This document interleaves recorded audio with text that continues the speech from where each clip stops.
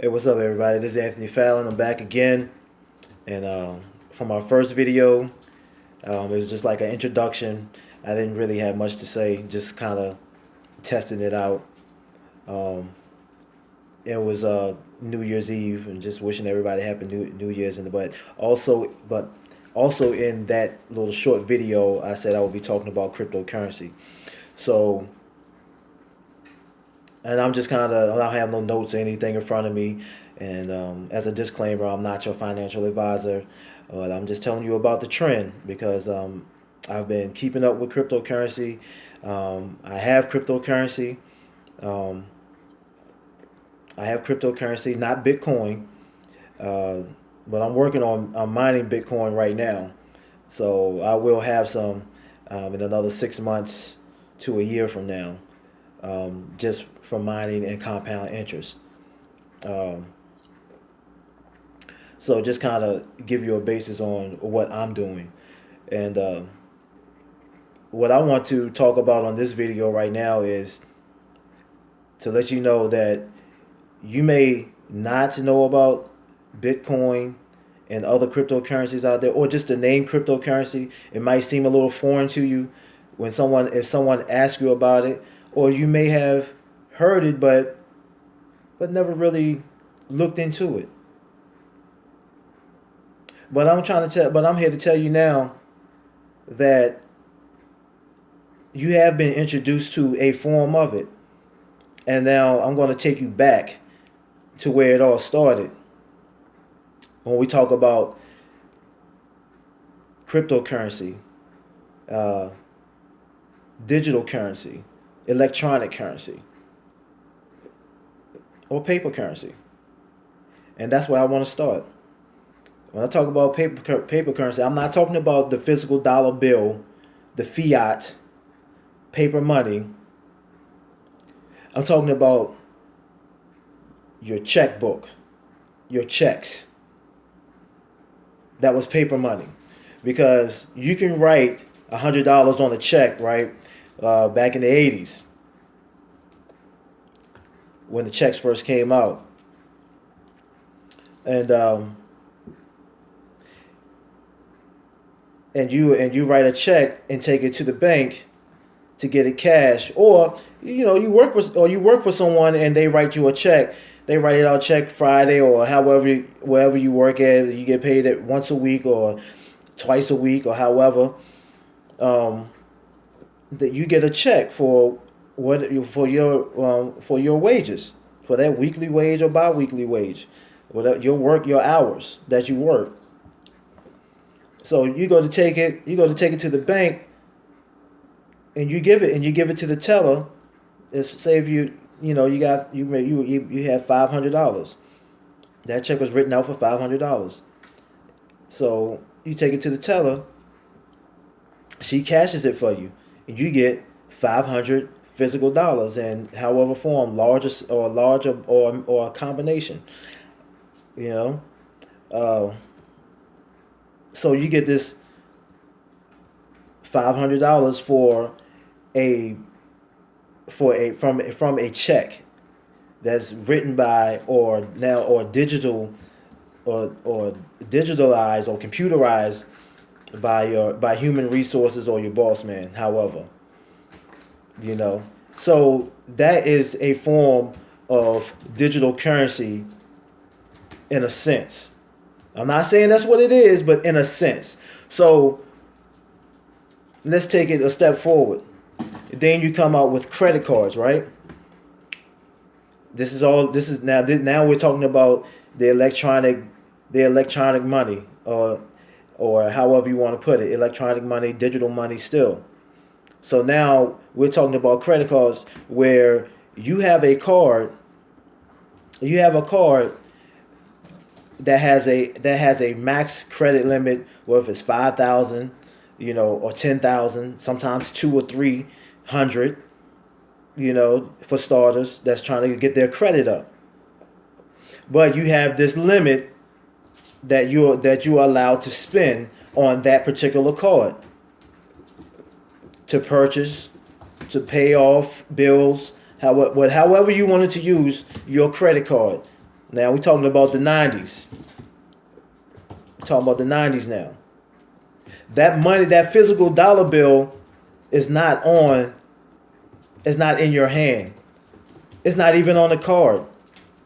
It's just programmed in the computer system to say that this is the amount of money or credit, should I say, or your credit limit that you have to use as purchase to purchase or pay off bills, or to use to whatever benefit that you want to use it for, as far as money goes. So that money's not physically on the card. It's just saying that it is. So the money's really not there, but it just says that it is, okay? So now you got your credit card, right? You can swipe it, do whatever. Now, let's take it later in the 90s to going into 2000s, early 2000. Now you got your credit debit card, or your debit card before it became credit debit. You got your debit card where, okay, now you can take your paper check from your company that you work for, or your personal check that you wrote, and you or someone else can take that check, go to the bank, put it in their account, and it goes from your account onto your card. And now you have your balance on your debit card, your checking debit card. So now it goes from paper to a plastic card. The money is in the bank. That's what the bank tells you. This is what your balance is. And this is what's on your card. So this is what you can spend on this plastic card. Because now we're still dealing with digital, electronic money. Okay? So now you have your purchasing power on your plastic card, your credit debit card. Okay? So now we go further up into the 2K, and now as your debit card evolves into credit debit card, that still goes on till today. Now let's get into the crypto part of it. Digital currency. But when Bitcoin first came out it started out in 2009, but it really boomed in 2012, 2013, something like that. And the gaming industry is what made crypto, or Bitcoin, which is the mother of cryptocurrencies. You need to read up on Bitcoin, because I wish I knew about it back then when it was just 3 to 10 cents. And it's well over like almost 20,000 per coin. If I had got it back in between the 2009 and 2013, before it boomed, imagine having just 500 coins. Or imagine just having 1,000, taking $100 and getting 1,000 coins, for 10 cents a coin. And look at how much it's worth now till this day. Almost 20,000, because it went down a little bit per coin. I haven't checked it lately, but it might have went up, because it's still going to go up. So now let me go back a little bit. Okay. And I'm trying to tell you, about cryptocurrency, but the word it might be just a little foreign to you, but you do know it, because now let's talk about the Droid and the iPhone. Now, and like I said, what made Bitcoin so popular is the gaming industry. Now we talk about the Android and the iPhone. I said iPod and the iPhone. Now you go to your Play Store, right? And you go and get a game app. And let's take like one of these like let's say something that just came out, Final Fantasy.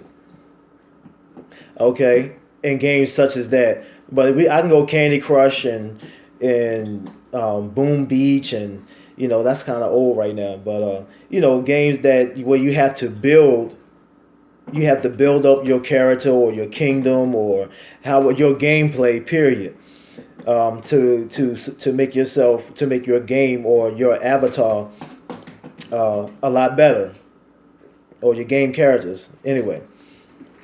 uh, what you would have to do, right, if you went to your Play Store, if you wanted to upgrade your gameplay to improve it, what would you have to do? You have to go to, I have an Android, so I would have to go to like my Google Store, go to my Google account, put down my numbers on my credit debit card, right?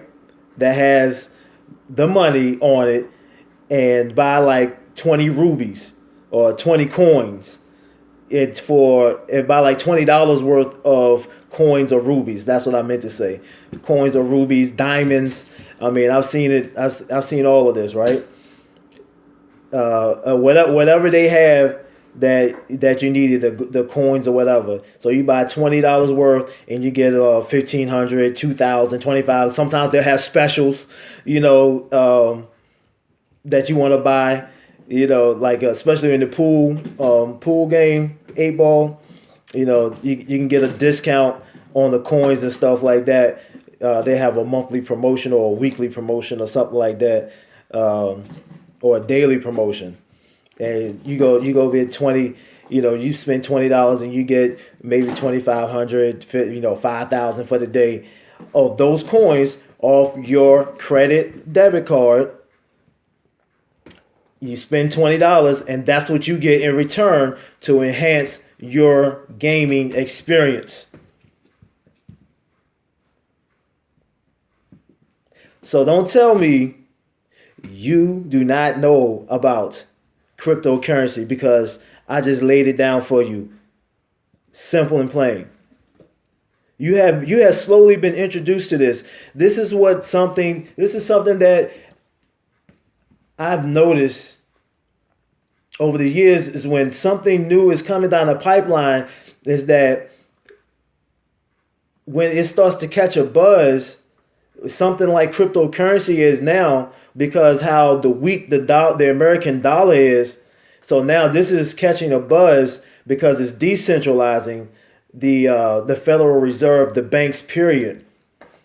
So now people are looking for alternative ways of supplementing the fiat dollar. So gold, silver, metals, precious metals, and now you have cryptocurrency that's going to offset the dollar bill or supplement the dollar bill, and it might take it over, to be honest with you. And that's coming down the pipeline fast, because look at how trends start right now. And I think this is not just a trend. It's just it's gonna take shape and really gonna be something solid or a mainstay for years to come. And I'm talking about, what is it, 2018? I'm talking about 2025, 2030. But anyway, it's coming down the pipeline, and it's going to be here to stay. Now it's all about which digital currency is going to last. That's the thing. Which one is going to last? And right now, Bitcoin is the front runner because it's the first. So anybody that's going to watch this video and listen to what I'm saying, and you don't know anything about cryptocurrency, yes, you do, because I'm just trying to tell you. You have already been introduced to it. So with that note, this video number 2. I'm Anthony Fallon, and I'm out.